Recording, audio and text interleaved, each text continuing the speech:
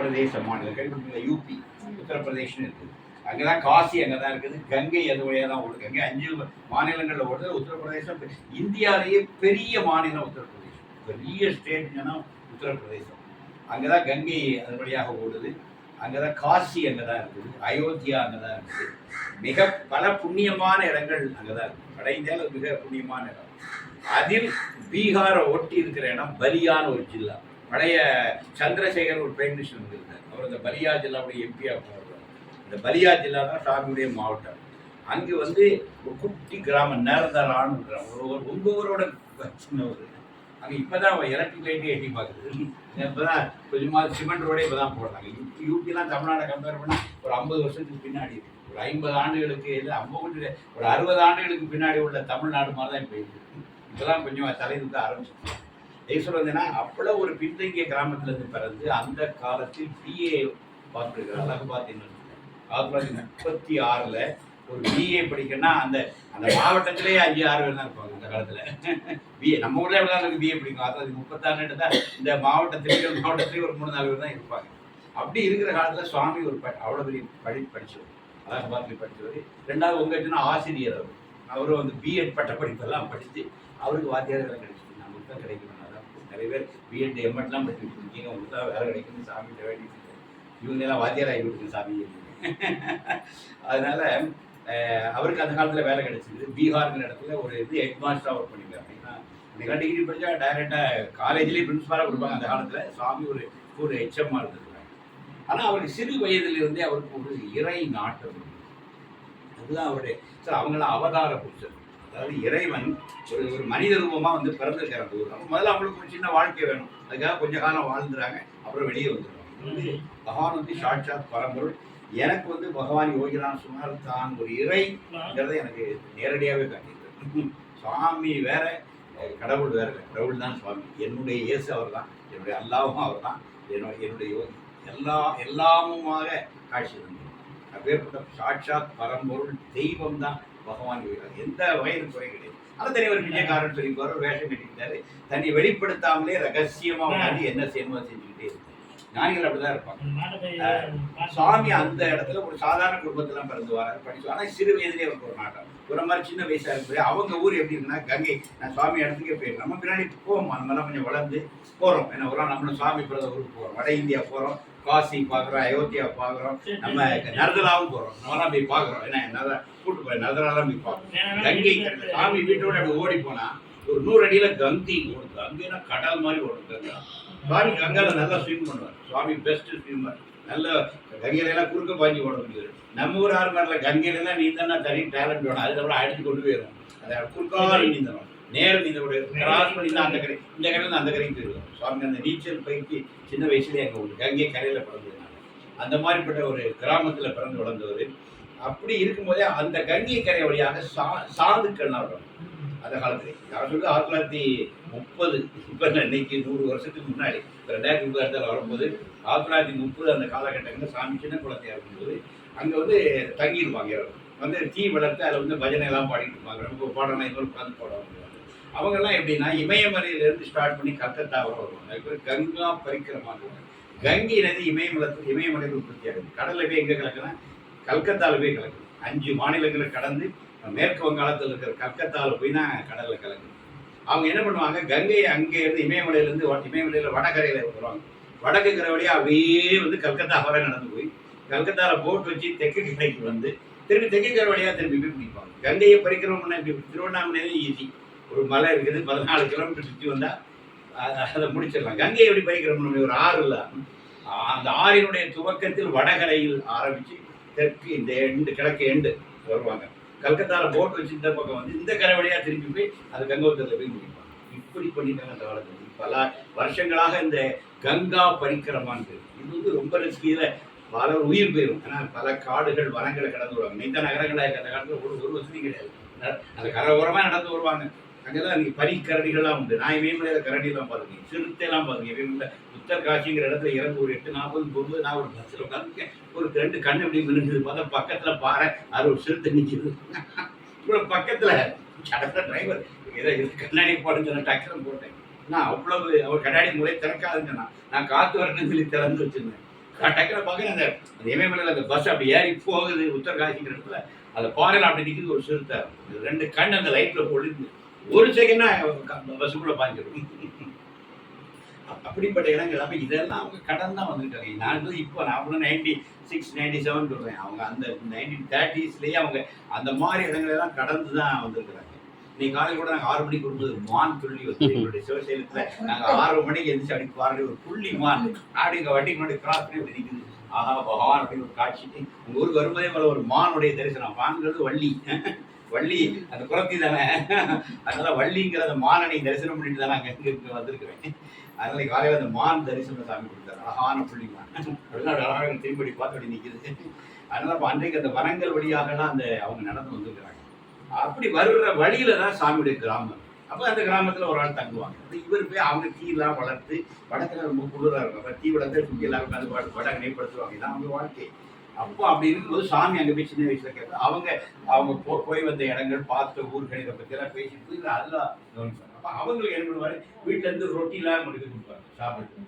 அவங்களுக்கு ரொட்டி திண்டு ஆட்டாது இந்த கோதுமை மாவுலாம் முடிக்க கொடுப்பாங்க. சின்ன வயதுல இருந்தே இந்த மாதிரிப்பட்ட சாதுக்களை சப்போர்ட் பண்ற ஒரு குணம் அவருடைய இயல்புல இருக்கு. தனக்கு கொடுத்த ரொட்டி கூட சாப்பிடாம கொண்டுட்டு போய் அவங்களுக்கு கொடுத்துருக்கு. சாமி அந்த குணம் தான் பட்டி கிடந்து கூட அம்மா ரொட்டி செஞ்சு கொடுப்பாங்கல்ல, அந்த ரொட்டியெல்லாம் எடுத்து பைக்கில் வச்சு கொண்டுட்டு போய் சாதுக்களுக்கு கொடுத்து அவங்கள சாப்பிட வச்சுருக்காரு.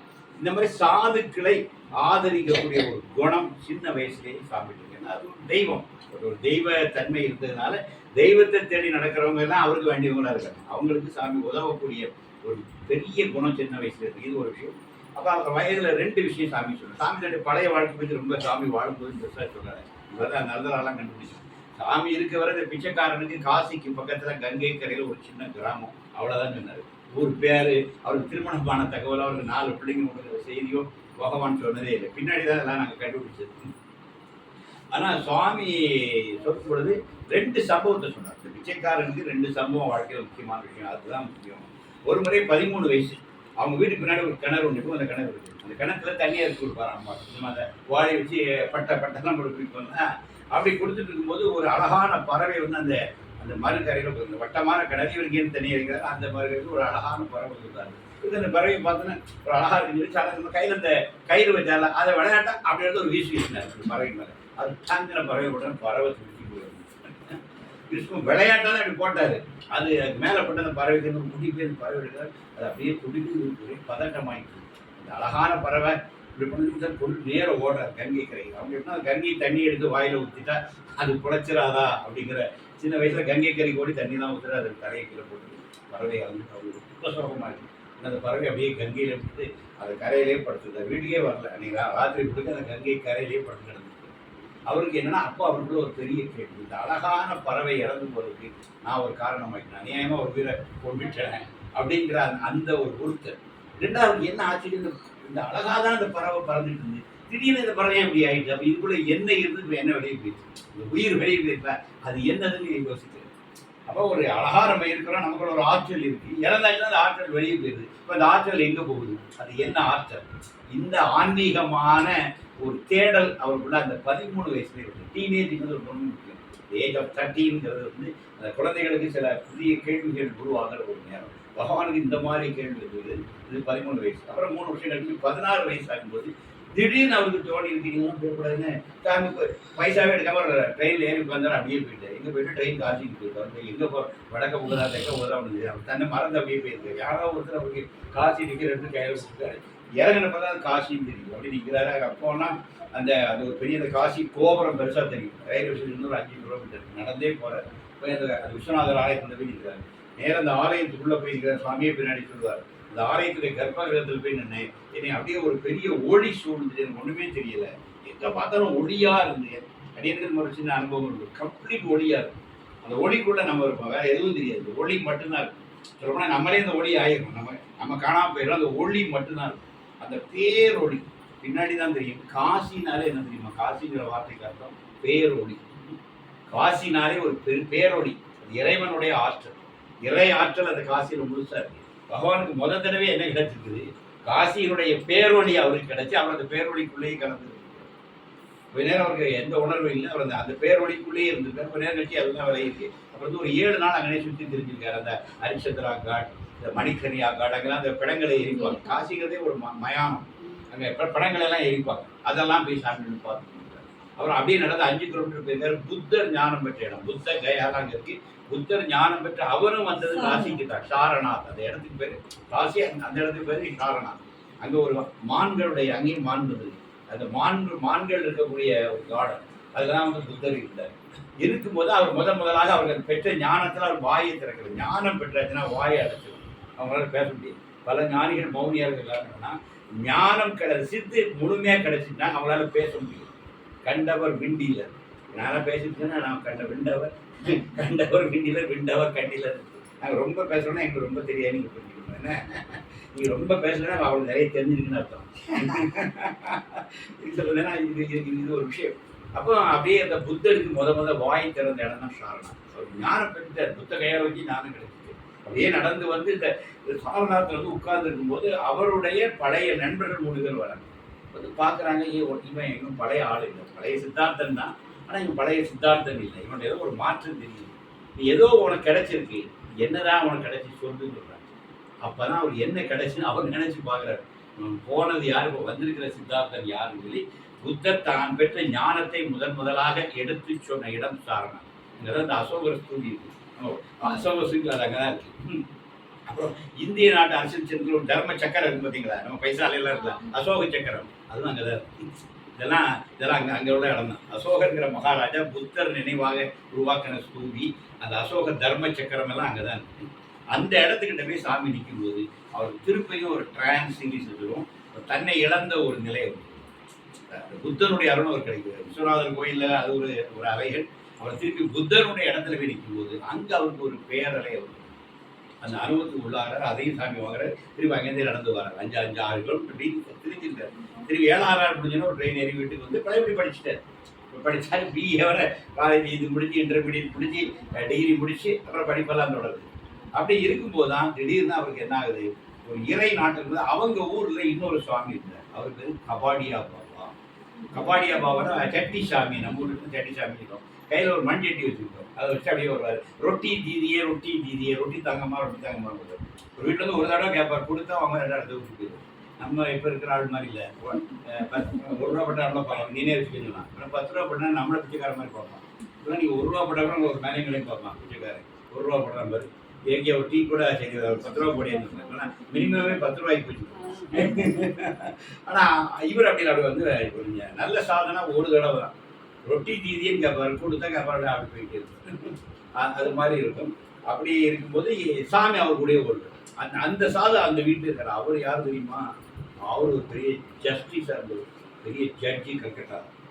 அவருடைய சொந்த மகளுடைய மாப்பிள்ளை ஒரு கொலை பண்ணிட்டார். அந்த கொலை கேஸ் அவருக்கு வரும்.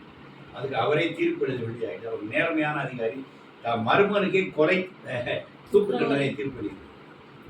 ஏன்னா அவர் வந்து சட்டத்தை மீற மாட்டார். சாட்சியங்களின்படி அவன் தான் கொலை பண்ணாங்கிறது நிரூபிக்கப்பட்டதுனால நான் அது குறைஞ்சி கொடுக்க முடியாதுன்னு சொல்லி அதை எழுதி அந்த நிப்பை உடைச்சிடுவாங்க. கொலை தினட்டு அந்த பேனாவை உடைச்சிடுவாங்க. அது ஒரு சம்பிரதாயம். ஒரு கொலை எழுதியா நிப்பை உடைச்சிட்டு அந்தால அந்த சீட்டோடு எந்திரிச்சோடு எல்லா சட்டையும் கலந்து வச்சுட்டு போனத்தை வச்சுட்டு அந்தால வாழ்க்கையை வணந்து சொல்லி வந்தவர் தான் இங்கே வந்து நின்றார். அதனால் அதுவும் கபாடியா பாபு சாதாரண கல்கத்தாவில் மிகப்பெரிய ஜட்ஜாக இருந்தவர். ஒரே நாளில் வேலை தூக்கி தூரம் போட்டு அப்படியே வந்து இந்த கங்கை கரையில் வந்து இந்த ஊரில் வந்து இருந்தார். சாமி இருந்தார். அதான் சாமிக்கு நேரம். அப்படி ஒரு ஞானியாக ஒரு ஊரில் இருக்கிற கபாடியா பாபா நாங்கள் பிஞ்சு எடுத்துட்டு அங்கே ஒரு கோயில் இருந்தார். இப்போ அவருக்கு ஒரு பெரிய ஆசிரமே அங்கே கட்டிட்டார். கபாடியா பாபா ஆசிரம்னு ஒரு பெருசாக இருக்குது. அப்போ அவருக்கு வந்து சாமி அவர்கிட்ட போய் கேட்பார். அப்போ நீ வந்து இது அப்படின்னு சுவாமின்னா பகவத்கீதை பாராமல் சொல்லுவார். சாமி இப்போ புத்தகம் படித்தா பாராமல் படிச்சுடுவார். நம்ம படிச்சுட்டு கீழே வச்சுருவோம். அவர் பைஹார்ட் படிச்சுடுவார். யோகிகளோட பெரிய டேலண்டாக தான். சுவாமிக்கு இப்போ பகவத்கீதை பாராமல் தெரியும். அது துளசி ராமாயணம் அது ஃபுல்லாக படிப்பார். எல்லாம் நிறைய வாதிப்பார். சுவாமி வந்து பயங்கரமாக நிறைய படிக்கிறவர். அப்படி இருக்கும்போது அந்த கபாடி பாபா சொல்வார், நீ புக்கில் எல்லாம் படித்தெல்லாம் உங்களுக்கு ஞானம் கிடைக்காது. ஞானம் பெற்ற ஞானிகளை தேடி நீ போகணும். அவங்களால தான் உனக்கு ஞானம் தர முடியும். ஆனால் நீ பகவத்கீதை படித்தேன், நான் ராமாயணம் படித்தேன், இப்போ மகாபாரதம் படித்தேன்னா உனக்கு ஞானம் கிடைக்காது. ஏற்கனவே ஞானம் பெற்ற ஞானிகள் இருக்கிறாங்க. அவங்களுக்கு நீ சரணடைஞ்சி அவங்கள நீ குருவாக ஏற்கணும். உனக்கு ஒரு குரு அமையும். அந்த குரு அமைஞ்சாதான் உனக்கு அந்த ஞானம் கிடைக்கும் சொல்லி அந்த குருவனுடைய முக்கியத்துவத்தை சாமிக்கு. அப்போ சாமிக்கு என்னுடைய குரு என்ன நினைக்கிறார். அவர் உடனே இமயமலை தான் நினைக்கிறார். அந்த காலத்தில் குருனா இமயமலையில் இருப்பாங்க. நான் அவருடைய குரு தெற்க இருக்காங்க. நீ சவுத்துக்கு போட்டு அந்த கபாடியா பாபா தான் வழிகாட்டுற. இந்த மாதிரி வழிகாட்டுற குருவர் அந்த காரண குரு. யார் நம்மளை வழிகாட்டுகிறாரோ அவர் காரண குரு. இப்போ நமக்கு நம்ம காரண குரு யாரு? இருளர். நமக்கு சாமி கையை காட்டினாலும் அவர் ஒரு குரு தான். ஏன்னா ஒரு குருவிடம் நம்மை வழிகாட்டிய குரு. அதனால ஒரு காரண குருவும் வருவார். நம்மளை சரியான குருவிட்ட கொண்டு சேர்க்கக்கூடிய ஒரு குருவும் வருவார். அவரும் குருவுடைய வேலை தான் பார்ப்பார். அப்படி யோகிக்கு காரண குருவாக இருந்தவர் தான் கபாடியா பாபா. அப்படிதான் சாமி சவுத்துக்கு வர. அப்போ சவுத்துல யார் இருந்தாங்கன்னா அரவிந்தர். பாண்டிச்சேரியில அரவிந்தர் ஒரு பெரிய ஞானி இருந்தார். அன்னை அரவிந்தாசிரமம். அந்த அரவிந்தரை தேடி சாமி வர. சாமிக்கு என்ன சோதனைனா ட்ரெயின் ஏறனோடனே பிக் பாக்கெட் அடிச்சிட்டாங்க. ஒன்னு புரிஞ்சிடுங்கம்மா, 1947 பிக் பாக்கெட் இந்தியாவில் இருந்தது. சுவாமி 1947 ட்ரெயின் ஏறி 2 ஸ்டேஷன் தாண்டதுக்குள்ளே சாமிக்குள்ள பர்ஸை கட் பண்ணி எடுத்தாங்க. அப்போ 47 பிக் பாக்கெட் ஆரம்பிச்சு இந்தியாவில். சுதந்திரம் பரம்பத்தியே பிக் பாக்கெட் மட்டும் முதலே வந்துச்சு. சுவாமி அந்த மேயை ஒட்டி தான் வந்திருக்காரு. ஆகஸ்ட்னா இந்தியா சுதந்திரம் மே 1947. உங்களுக்குலாம் ஸ்கூல் லீவ் இருந்தால் கோடை விடுமுறை, அதெல்லாம் சாமி இங்கே வந்திருக்கிறார். அதனால இன்னொருத்தனே அடுத்த ஸ்டேஷன்ல இறங்கிருப்பான். பிக் பாக்கெட் ஆகிட்டு ஆயிடுவான். பணம் இல்லைன்னா அடுத்த ஸ்டேஷன்ல இறங்கி மாமா பஞ்சாரம் பிடிச்சி ஊரை பார்க்க வந்துருவான். இவர் நான் அரவிந்தரை பார்க்க கிளம்பிட்டு பார்க்காம திரும்ப மாட்டேன்னு சொல்லிட்டு அப்படியே வராது. ஆந்திரா கிட்ட வந்தோடனே இவர்கிட்ட டிக்கெட்டும் இல்லை, பர்சனோட டிக்கெட்டும் போயிட்டு அவன் ரயில்வேல இறக்கி விட்டான். ஒரு டிக்கெட் இல்லை, இவரெல்லாம் சொல்லி பார்த்துருக்காரு. அதெல்லாம் கூட இறக்கி விட்டான். இது மாதிரி போகக்கூடாது, டிக்கெட் இருந்தால் கூட நீ போகலாம். ரூபாயில் டிக்கெட் இல்லை நிற்கிறாரு. அங்கே ஒரு பள்ளி கூட, அந்த பள்ளிக்கூடத்துலேருந்து ராத்திரி படுத்து கிடக்கிறாரு. காலேஜ் சொல்லி அந்த ஹெட் மாஸ்டர் வர்றாரு. நானும் ஒரு ஹெட் மாஸ்டர் தான். டிக்கெட்லாம் போயிட்டு சொன்னா அவர் அந்த குழந்தைகிட்ட கொஞ்சம் பணம் பிரிஞ்சு இவர்கிட்ட கொடுத்து பாண்டிச்சேரி போட்டு டிக்கெட் எடுத்து அடுத்த ட்ரெயினில் அவர் ஏற்றி சாமி அப்படிதான் பாண்டிச்சேரி வந்து சேர்த்து. அதாவது இறைவன் அவருடைய அந்த ஞான பயணத்தில் இறங்கும்போது அவருடைய எல்லாத்தையுமே எடுத்துட்டாங்க. வெறும் கையோட அது அப்பதான் அந்த ஞானம் அதுக்குள்ள அந்த தன்மையை இறைவன் கொடுக்குறான். அதனால இவர் வெறுங்கை திரும்பி போறாரா வாராரான்னு பார்த்து உறுதியாக வந்துடுறாரு. அரவிந்தாசிரமத்தில் வந்து இருக்கிறாரு. அப்போ 3 நாட்கள் அரவிந்தாசிரமத்தில் இருக்கிறார். இப்போ அரவிந்தர் அங்கே இருக்கிறார். ஆனால் அரவிந்தரை யாரும் பார்க்க முடியும். அவர் ஒரு அறைக்குள் தான் 35 வருஷம் பூட்டி அறைக்குள் தான். அன்னையை தான் நம்ம பார்க்க முடியும். இவர் அரவிந்தரை பார்க்கணும்னா அங்கே போய் இருந்தால் அமைதியாக தியானம் பண்ண ஒரு பெரிய அமைதி அவர் கிடைக்கும். அப்போ சுவாமி 2 வரி சொல்றாரு. என்ன கிடைக்குதுன்னா ஒரு பேர் அமைதியை இவன் உணர்ந்தான். அந்த பேர் அமைதி தான் அரவிந்தர். அரவிந்தர்ன்றது ஒரு ஆள் இல்லை. அந்த ஆசிரமம் முழுக்க அரவிந்தர் இருக்கிறார். எப்படி இருக்கிறாரு? அந்த ஆசிரமத்தில் போய் யார் உட்கார்ந்தாலும் அவங்களுக்கு ஒரு அமைதி கிடைக்கும். அப்போ இவர் சொல்றாரு அந்த அமைதி தான் அரவிந்தர் என்பது இந்த பிச்சைக்காரன். அரவிந்தர் என்பது ஒரு ஆள் இல்லை. யோகிராம் சுகுமார் இந்த உருவ சாங்கிறார். Don't limit this beggar with his physical friend is everywhere. யோகிங்கிறது இந்த உருவம் மட்டும் இல்லை, எல்லாத்துலேயும் இருக்கிறாங்க. இப்போ பார்க்குற பறவைகளில், அந்த மரங்களில், இலைகளில், இந்த சேர் பெஞ்ச் அப்படின்னா சாமி அடிச்சு சொல்லிக்கிறது எல்லாத்துலேயும் இந்த பிச்சைக்காரன் இருக்கிறான். இங்கே இல்லாத இடமே இல்லை. அதனால எங்கேருந்து கூப்பிட்டாலும் சாமி வந்துடுவார். ஏன்னா உங்கள் வீட்லேயும் வருவார். எந்த இடத்துல இருந்து யோகியை அழைத்தாலும் அந்த இடத்துல யோகி வருவார். ஏன்னா அவர் எல்லாத்துக்குள்ளேயும் இருக்கிறார். அதான் சொன்னார். அப்போ அந்த அரவிந்தர் என்பது இந்த பேரமைதி என்பதை உணர்ந்தேன் அப்படின்னு சொல்றாரு. அப்படி இருக்கும்போது அவருக்கு இன்னொன்று தெரியுது, நம்ம இப்போ வாழ்ந்துட்டு இருக்கிற வாழ்க்கை சரியில்லை, இதை விட ஒரு உயர்ந்த வாழ்க்கையை நமக்கு காத்துக்கு. ஏற்கனவே சாமி ஸ்கூலுக்கு போகும்போது அவருக்கு 2 முறை ஒரு குரல் கேட்கும். தேவகம்மாட்ட இருக்குன்னு சொல்லியிருக்காங்க. தேவகம்மா மட்டும்தான் இந்த விஷயத்தை எழுதியிருக்கிறாங்க. அதில் என்ன சொல்லியிருக்காங்கன்னா விவேகானந்தருடைய குரல் சாமியை கேட்கும். சுவாமியை விவேகானந்தர் கூப்பிட்றாரு. நீ வா வந்துரு, நீ இப்போ வாழ்ந்துருக்கிற வாழ்க்கை உன் வாழ்க்கை இல்லை, உனக்கு இதை விட ஒரு பெரிய வாழ்க்கை காதுக்கு நீ வா. 2 முறை அவர் ஸ்கூல் படிக்க புக்கோட போகும்போது சின்ன வயதிலேயே அவருக்கு விவேகானந்தருடைய குரல் தெரியுதான். இந்த குரல் விவேகானந்தரின் குரல் அவருக்கு தெரியுது. விவேகானந்தர் அவரை கூப்பிட்டுருக்கார், நீ வந்துரு, உனக்கு வேற பெரிய வாழ்க்கை இருக்குன்னு. அது கேட்டாலும் இவர் அரவிந்தாசன் வந்து உட்கார்ந்தோன்னா இவருக்கு அது தெரியுது. நம்ம வந்து பிறந்தது சாதாரண மற்றவங்க மாதிரி வாழ்ந்து முடியறதுக்கு இல்லை, நமக்கு வேற ஒரு பெரிய வேலை இருக்குங்கிற விஷயம் அவருக்கு தெரியுது. உடனே அப்புறம் கிளம்புறாரு. அப்போ ஏற்க இந்த கபாடி பாபா சொல்லி நீ பாண்டிச்சேரி போறேன்னா பக்கத்தில் ஒரு ஊருக்கு அங்கே ஒரு பெரிய மலை, அதுக்கு அடிவாரத்தில் ஒருத்தர் மௌனியாக இருப்பார், கௌபீரம் கோவணம் உடுத்திட்டு இருப்பார், ரமண மகரிஷி. அவங்களுக்கு பேர் தெரியல. அது அங்கே வந்து மலை தான் சிவன். அங்கே ஒரு பெரிய கோயில் இருக்கும். அங்கே ஒரு ஞானி இருக்கார், அவரை மறக்காம பார்த்து இவர் இங்கே கேட்டோன்னா அவர் பேர் ரமண மகரிஷின்னு சொல்லி அவங்க ஒரு சாதி ஒரு டிக்கெட் எடுத்து கொடுத்து திருவண்ணாமலைக்கு வந்தார். சாமி அப்படிதான் திருவண்ணாமலைக்கு வரார். பாண்டிச்சேரிக்கு போய்ட்டு அங்கே திருவண்ணாமலை வரார். திருவண்ணாமலை அப்போ ரமணர் அங்கே இருக்கிறார். ரமணாசிரமத்துக்கு 1 மாத காலம் ரமணரோட இருக்கிறார். ரமணரை பார்த்தா ஒரு பெரிய ரமணர் அதிகம் பேச மாட்டாங்க. இந்த பார்வை தான் ரமணருடைய, அந்த விழி பார்வை தான். பார்வையிலே எல்லாம் கொடுத்துருவோம். ஒரு பார்வை தான் போதும், பேசவே வேண்டாம். என்ன வந்தால் கதையெல்லாம் அவருக்கு தெரியும். அந்த ஒரு பார்வையிலே எல்லாத்தையும் கொடுத்துருவோம். அதனால சுவாமி அங்கே இருக்கிற ஒரு பெரிய ஆனந்தம். அவர் தேடின ஞானிகள் அங்கே தரிசித்தார். ஒன்று அரவிந்தர் பார்க்காமலே ஒரு அமைதி அவருக்கு கிடைக்குது. பார்த்து பேர் ஆனந்தம் இவற்றை கிடைக்கும். அப்படி இருக்கும்போது அப்போ ஒரு நாள் ஒரு பேப்பர் துண்டு யாரோ ஒரு பேப்பர் எடுத்து பார்த்தா அதில் பப்பா ராமதாஸ், கிருஷ்ணா பாய், சச்சிதானந்த சாமி படம். அது என்னன்னு பார்த்தா அது ஒரு இங்கிலீஷ் பேப்பர் கட்டி. அது அப்படி ஆனந்தாசிரமம் கேரளாவில் இருக்குது. அங்கே 3 பேர் இருக்காங்க. டப்புன்னு சித்தம்புக்கு சிவம்புக்கு உடனே அங்கேருந்து கிளம்பிட்டு கேரளா போயிட்டாரு. எப்படி போனாலும் எல்லாம் கேரளா போய் ஆனந்தாசிரமம். நாங்கள் இப்போ கஷ்டப்பட்டு நாங்கள் டிக்கெட் புக் பண்ணி ஒரு வாரத்துலேருந்தே ஒரு 3 மாதத்துலேயே புக் பண்ணி போகிறோம். நாங்கள் அன்னைக்கு எந்த ட்ரெயினில் யாரும் எங்கே இருக்குன்னே தெரியாது. அவர் திருவண்ணாமலையிலேருந்து கேரளா போய் ஆனந்தாசிரமே போயிட்டார். அங்கே போனால் அங்கே பப்பா மாதாஜிலாம் இருக்காங்க. அவங்களெல்லாம் போய் பார்க்குறாரு. அப்போ முதல்ல அவருக்கு அவ்வளோ பெரிய ஈடுபாடு வரல. அவருடைய சில புக்ஸுகளை மட்டும் வாங்கிட்டு அப்புறம் வடக்க போயிடுறாரு. அந்த மே மாத லீவ் முடியும் போது மீண்டும் போய் ஆசிரியராக பணியாற்றுறாரு. அப்படி 2 முறை தெற்க வந்துட்டு போகிறார். அப்புறம் 1950 என்ன நடந்ததுன்னா அரவிந்தரும் மறைஞ்சிருந்தாரு. நம்ம ரமண மகர்ஷி இறந்தார். சுவாமி அப்போ வந்து அந்த 1950 ஹிமாலயாஸில் அறையிறாரு. ஏன்டே சுவாமி சொல்லிட்டார். நான் முதல்ல ஹிமாலயாஸ் போயிட்டு வரும்போது சாமிகிட்ட சொல்லும்போது இந்த பிச்சைக்காரன் அங்கே போயிருக்கிறேன், நான் ஒவ்வொரு இடமா சொல்லும்போது இந்த பிச்சைக்காரன் அங்கே போயிருக்கிறேன் அப்படின்னு சுவாமி சொன்னார். சுவாமியை வாழ்ந்துக்காரு. சொர்க்காசிரமங்கிற இடத்துல இருக்காரு ரிஷிகேஷில். நிச்சயமாக வாய்ப்பு தான் நம்ம எல்லாம் ரிஷிகேஷும் போவோம், ஹரித்வாரம் கூப்பிட்டு போகிறேன். ஏன்னா எல்லாரும் பின்னாடி வாங்க கொஞ்சம் நல்லா வசதியாகி நல்ல வேலையாகி நிறைய சம்பாதிச்சு இங்கெல்லாம் நல்லா செல்வந்தர்களாகி நம்மலாம் ஃப்ளைட் பிடிச்சி போவோம். என்ன ஹரித்வார், ரிஷிகேஷ், காட்சி எல்லாம் கூட போய் பார்த்து கொடுப்பேன். எனக்கு இருப்பேன், நான் ரொம்ப காலம் இருப்பேன். கூட்டு போய் காட்டுவார். என்ன அழகாக கூட்டு போய் காட்டுறாங்க. அந்த மாதிரிப்பட்ட இடத்துல சுவாமி போய் காசு இருந்து 1950 அப்போ தான் இவங்க இறந்த செய்திலாம் கேட்குறது. அதுக்கப்புறம் தான் சாமி இந்த தாடி மீச்சணும். அதுக்கு சாமி வந்து பியூர் ஒயிட் அண்ட் ஒயிட்டாக இருப்பார். ரொம்ப நீட்டாக தான் இருப்பார்.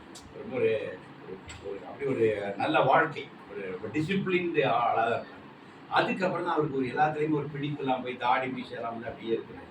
அதுக்கப்புறம் தான் சாமி சிகரெட் பிடிக்கிற பழக்கத்தை சொல்லிட்டு தான் அப்படியே இருக்கும்போது சிகரெட்டே ஒரு பிடிக்காது. சாமி யாரும் சிகரெட் இருந்தால் கூட பிச்சைக்காரன் தலைவலி வந்து தள்ளி போட்டுருக்கீங்க. அவ்வளோ பியூரான ஆள், நெருப்புமான தான் இருப்பார்.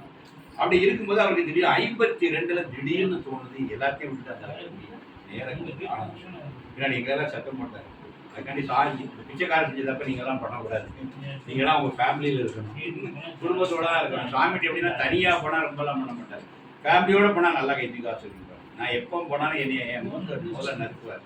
ஹாபி செல்லம்மான்னு கேட்பார். நான் ஒரு ஜோல்லாம் போயெல்லாம் போட்டு ஒரு மாயை விட்டு விலகுவதான் ஆன்மீகம். தவறாலாம் ஆன்மீகம் தப்பாக புரிஞ்சுக்கிட்டு ஒரு காலத்தில் குடும்பத்தெல்லாம் விட்டுட்டு நம்ம அப்படியே ஆனந்தமாக இருக்கிறதா ஆன்மீகம் ஒரு தவறாக புரிஞ்சுக்கிட்டு போகுது. எனக்கு திருத்துறதே சுவாமி தான். போய் நின்னோடனே நான் போய் நிற்பேன். வாழ்வே மாயம் நல்ல வாழ்வே அவி செல்லம்மான்னு கேட்பேன். இது சரியில்லை தானே அங்கே வந்தேன். இதே பயப்பட தெரியல. சீஸ் ஓகே சீரியஸாக கேட்பேன்.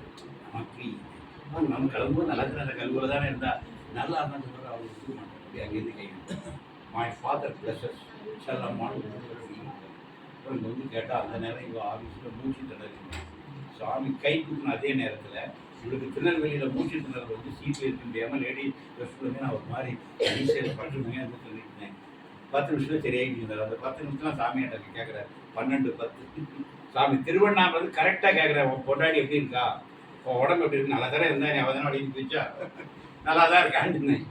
இல்லை அவர் ஒத்துக்கலை, சரியில்லைன்னு. அதாவது ஒய்ஃப் சரியில்லைங்கிறது அவருக்கு தெரியுது. அங்கேருந்து ஆசீர்வதிக்கிறார்.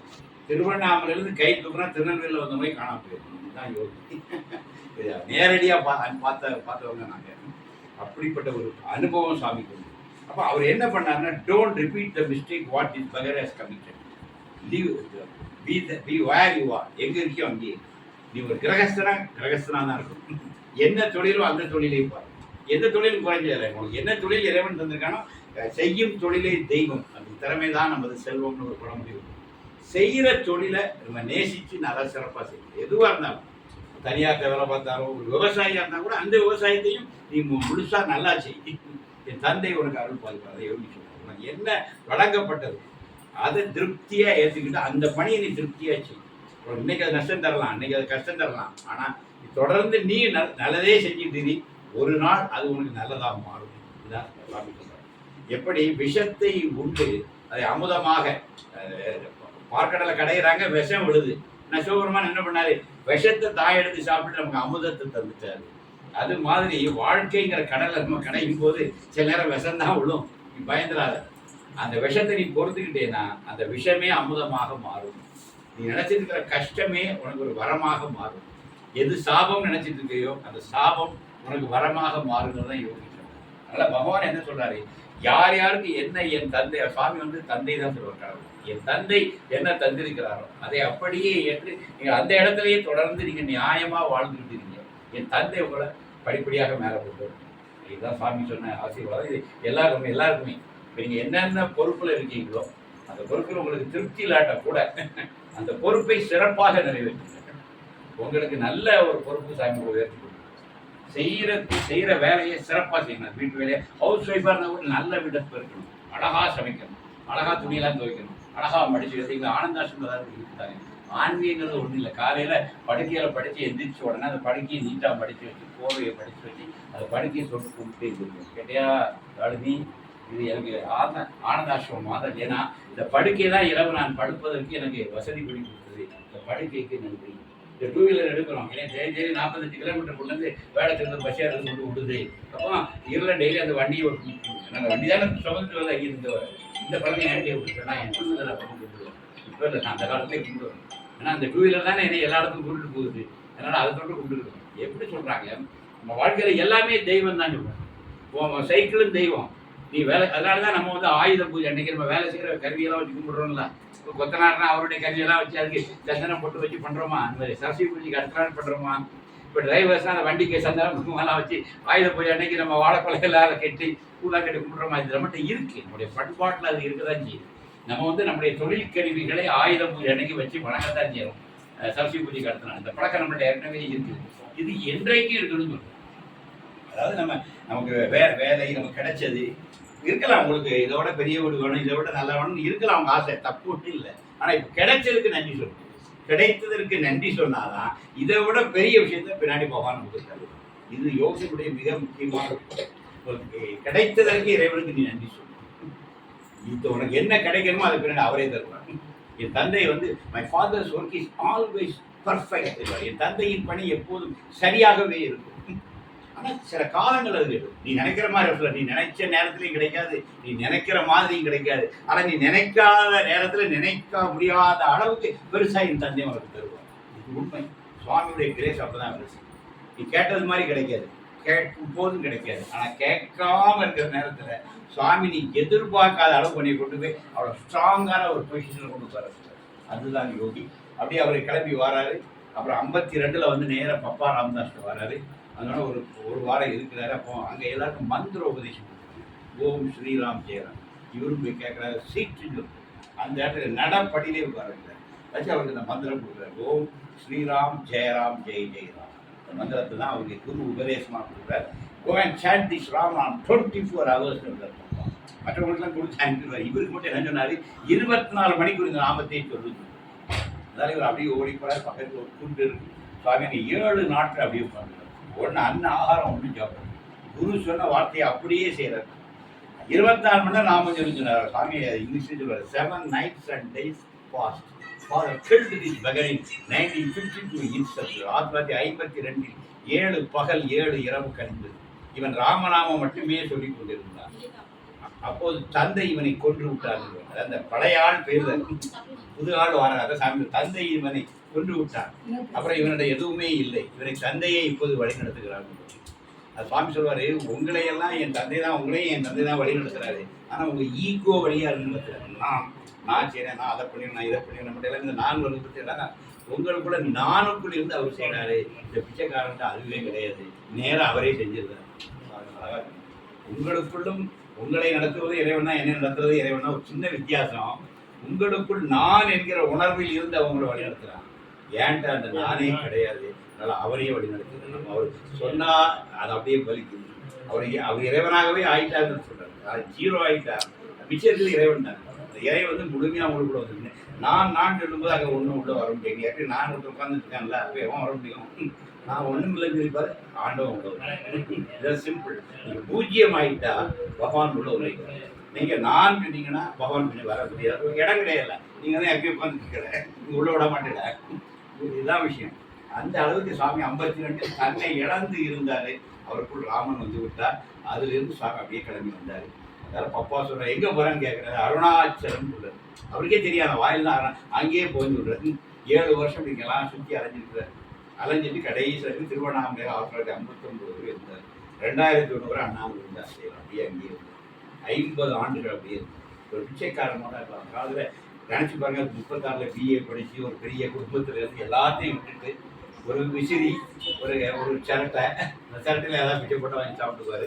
அப்படியே இருப்பார். படித்த ஒரு டெய்லி அன்னைக்கு ஹிண்டு பேப்பர் கேட்பாங்க, அன்னைக்கு ஒரு இந்தியன் எக்ஸ்பிரஸ் வாங்குவார். எது இருக்கோ இல்லையா அன்னைக்கு ஹிண்டு பேப்பர் சாப்பிட்டு அந்த பேப்பரை வாசிப்பார். நல்ல சரளமான ஆங்கிலத்தை பேசுவார். அப்புறம் தமிழ் மக்கள்கிட்ட பற்றி தமிழும் நல்லா பேசுவார். ஈனா சொல்கிறாரு என்கிட்ட கேட்பேன். நான் ரொம்ப படித்த மேதாவியாக சாமிகிட்ட இருக்கும்போது இங்கிலீஷில் பேசினேன். சாமி அவர் டிரைவரை பற்றி ஈனா சொல்கிறாருங்க. அப்புறம் நான் தமிழுக்கு வருவேன். நான் தமிழில் கேட்டால் சாமி இங்கிலீஷில் பதில் சொல்லுவார். தமிழில் சின்ன சாமி இங்கிலீஷில் பதில் சொல்லுவார். அப்புறம் நான் இங்கிலீஷில் போனால் அவர் தமிழுக்கு வந்துடுவார். இப்படி ஒரு விளையாட்டு எங்களுக்குள்ள நடக்கும். அப்போ ஏற்பட்ட ஒரு தெய்வம் யோகிராம் சுகுமார். அதுக்காக தான் வந்தார். உண்மையிலேயே நம்ம அந்த பாட்டில் பாடின மாதிரி தமிழ்நாட்டு மக்கள் செய்த புண்ணியத்தினால தான் இவர் காசிலே இருந்திருக்கலாம். அவர் இங்கே வந்து திருவண்ணாமலையில் உட்காந்து நமக்கெல்லாம் அனுக்கிரகம் பண்ணதுங்கிறதுக்காக வந்து அதை இறைவன் அப்படி அனுப்பி வச்சிருக்கான். பகவான் வந்து திருவண்ணாமலைங்கிற தலத்தில் உட்கார்ந்து இங்கே இருக்கிற மக்களை எல்லாம் ஆசீர்வதிக்கணும். நான் ஒன்று மட்டும் என்னுடைய அனுபவத்திலிருந்து சொல்லிடுவேன். யோகி வந்து நம்மளையெல்லாம் நல்லா வைக்கிறதுக்குன்னு வந்த ஒரு தெய்வம். சுவாமியோட அனுக்கிரகம் மட்டும்தான், ஒரு நன்மையே தான் செய்வார். வேறு எதுவும் அவருக்கு தெரியாது. இந்த சுவாமி அதுக்காக அவருக்கு ஒரு நாமத்தை கொடுத்தார்.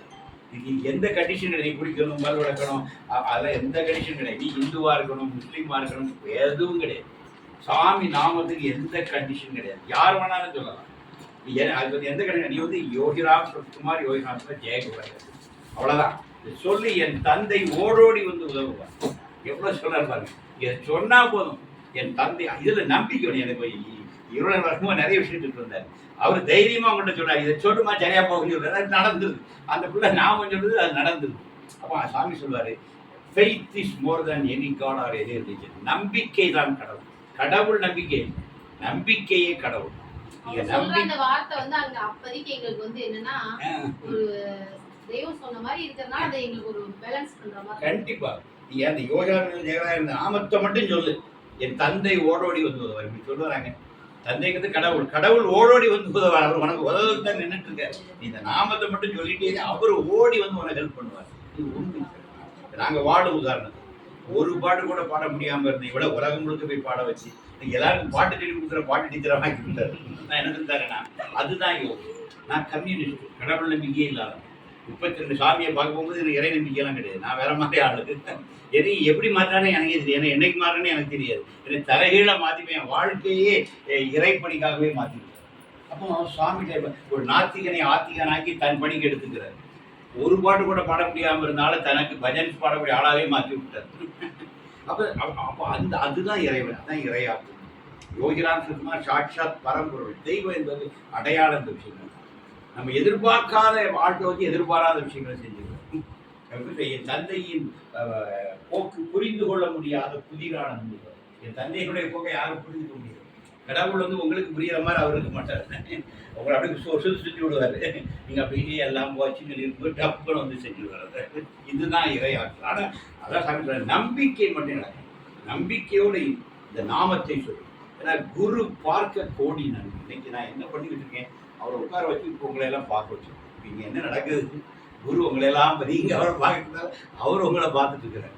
இந்த ஜோதிடத்திலே சொல்லுவாங்க, குரு பார்க்க கோடி நன்மை. வியாழ நோக்கு வந்தால் தான் திருமணம் நடக்கும். வியாழ நோக்கு வந்தால் தான் வேலை கிடைக்கும். வியாழ நோக்கு வந்தால் தான் வீடு கட்டலாம், வாகனம் வாங்கலாம். இது ஒரு ஜோதிடத்தை கேட்டு பாருங்க. ஏன்னா குரு பார்க்கணும். குரு பார்த்தா கோடி நன்மை கிடைக்கும். இன்னைக்கு வந்து அவர் என்ன பண்ணுறாரு, உட்கார்ந்து கரெக்டாக உங்கள் வீடு அப்படி அமைச்சிருக்கீங்க. இந்த இடத்துல அவர் உட்கார்ந்தா நம்மளாம் உட்கார்ந்துருப்போம். அவர் நம்மளை எல்லாம் பார்த்துட்டு. அப்போ அவர் நம்மளெல்லாம் நல்லா ஊண்டி கவனிக்கிறார். ஒவ்வொருத்தரையும் பார்க்குறாரு, உள்ளேயும் பார்க்குறாரு. என்ன இருக்குங்கிறது அவருக்கு தெரியும். இதுக்கு என்ன வேணுங்கிறது அவருக்கு தெரியும். இது 1000 கேட்கும். ஆனால் அவருக்கு தெரியும் இதுக்கு எது ஆரோக்கியம், எதை கொடுத்தா இதுக்கு நல்லா இருக்கும். குழந்தை எல்லாரும் தான் கேட்கும். எல்லா சொல்லி நம்ம கொடுத்துருவோமா, அது சளி பிடிச்சிருந்தி சொல்லி. அப்புறம் அம்மாவுக்கு தெரியாது அந்த குழந்தை எது கொடுத்தா சரியாக இருக்கும். ஆனால் குழந்தைக்கு போகிறது தான் செய்யணும். ஐஸ்கிரீம் கட்டு நீ ஒன்றுமே தர மாட்டேங்க, நமக்கு என்ன எவ்வளோ நீங்கள் நமக்கு போகலாம் வரும். ஆனால் அம்மாவுக்கு தெரியும் எது கொடுத்தா நமக்கு நல்லதுன்னு சொல்லி கொடுப்பாங்க. தெய்வத்துக்கு எது நமக்கு எப்போ கொடுத்தா நல்லதுங்கிறது தெய்வத்துக்கு தெரியும். அது நேரம் அறிந்து தருணம் அறிந்து நமக்கு எது நல்லதோ அதை செய்கிறது தான் தெய்வம். நம்ம கேட்டதெல்லாம் தரது தெய்வம் இல்லை. கேட்டதெல்லாம் கொடுத்தா கெட்டு போயிடுவோம். ஆனால் அவருக்கு தெரியும் எது உனக்கு நல்லது, எது உனக்கு சிறந்ததுங்கிறது தெய்வத்துக்கு தெரியும். அப்பேற்பட்ட தெய்வனை உங்கள் வீட்டுக்கு வந்து குறைந்ததே இல்லை. இன்று யோகிராம் சுகுமார் என்கிற தெய்வம் இந்த மல்வார்பட்டிங்கிற இந்த கிராமத்தை தேடி வந்து இதை தன் நர்தராவாக பாவித்து கொண்டு தானும் ஒரு கிராமத்தில் தான் பிறந்தோம். அந்த இது மாதிரி ஒரு கிராமத்தை தேடி வந்து இருக்கிற அந்த குழந்தைகளுக்கெல்லாம் அனுகிரகம் பண்ணணும். இந்த குழந்தைகள் எல்லாம் நல்லா இருக்கணும், இந்த குழந்தைகளுடைய குழந்தைகளும் நல்லா இருக்கணும் அப்படிங்கிறது தான் சுவாமி வந்துட்டார். இது தேடி வந்த தெய்வம். அதனால நீங்களும் நல்லா இருப்பீங்க, குழந்தைகளும் நல்லா இருக்கும், இந்த ஊரே நல்லா இருக்கும். ஒரு தெய்வம் வந்துட்டு அந்த இந்த ஊருக்கே நல்லா இருக்கும், அதுவும் சந்தேகமே இல்லை. எனவே தொடர்ந்து பகவான் இங்கு வருவார், எல்லார் இல்லத்துக்கும் வருவார், எல்லார் வீட்டுக்கும் வருவார், எல்லார் வீடும் தேடி வருவார். அது ஒன்றும் சந்தேகமே இல்லை. எல்லோருக்கும் எல்லா விதமான நன்மைகளையும் சுவாமி செய்வார். யோகி ராம் சுரத்குமார், யோகி ராம் சுரத்குமார், யோகி ராம் சுரத்குமார். ஜெய குரு.